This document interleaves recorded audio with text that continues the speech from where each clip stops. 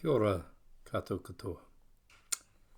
Today is a day for whakawhetai, thanksgiving, gratitude. Particularly those of us who are able, on this day we're giving thanks for being back together again in church, singing together again, smiling together again.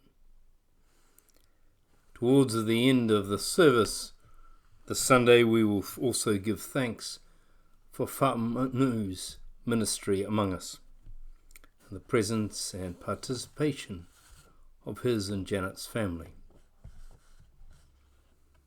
It's also Pageant Sunday, and pageants are usually a time to dress up, watch and applaud children, and smile at the somewhat painful puns and jokes that found their way into the script this year. But this year, it's a little different, with the animals getting a voice. I've been mulling over these last few days the word called success.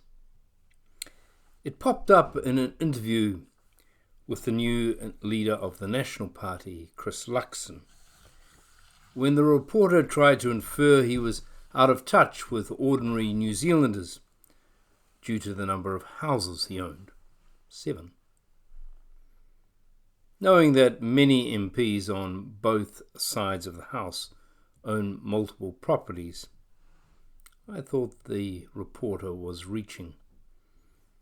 How in touch any of us are outside our circles of friendships, acquaintances, and culture? Well, who knows?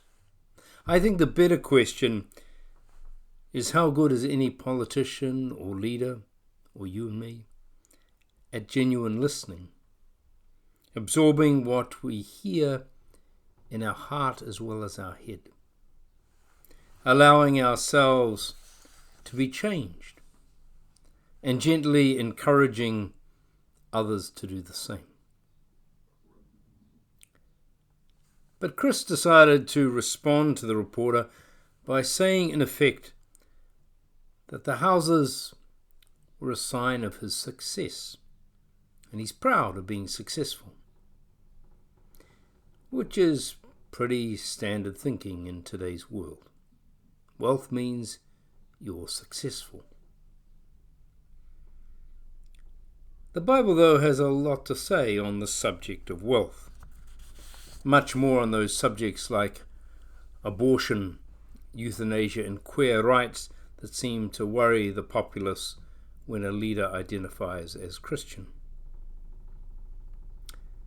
The Bible is pretty skeptical about wealth. Yes, it says it's a blessing, but it's also a curse.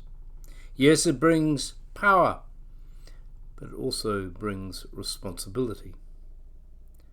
Yes, ability and hard work might be involved in the acquisition of wealth. But things like class, race, gender, good fortune, and good health, these things are huge. Above all, wealth is a gift, given for a time. It's worthless when you're dead. Given for the benefit not just of yourself, but for the well-being and betterment of the whole community. Forget that, and it can become a curse. Something you build strong gates, strong walls around to protect. The Bible also talks about success, but doesn't correlate it to wealth. The Beatitudes are a good starting point. I think success is about contentment, being at peace, at one, in body, mind, and soul. I think it's about enjoying the moment, the smiles, the friendships, and the love given to you and received from you. I think it's about making food, eating food, sharing food. I think it is the comfort of an animal's cuddles. I think it is the wonder of a new thought or a deep silence. I think it is the little things that money can't buy and therefore can't take away. I think it is the joy of seeing someone regain their health, mental or physical, after a trauma. I think it is the joy of helping someone, knowing that in helping, we too are also helped. I think it is the practice of gratitude, which starts from being grateful with all the things we dislike and like about ourselves and about how we live. Be kind to ourselves. Be kind to others. So the successful person may well have 7 houses, but they also might live in a tent. It's not your bank balance or possessions or job or degrees that determines whether you are successful. In Bible language, all this might be summed up by saying that the successful person is the person who has an open heart.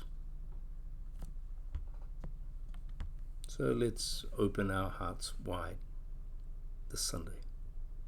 To children, to animals, to one another, to the beauty of our building at St. Luke's, and the beauty of singing with whakawhetai, thanksgiving.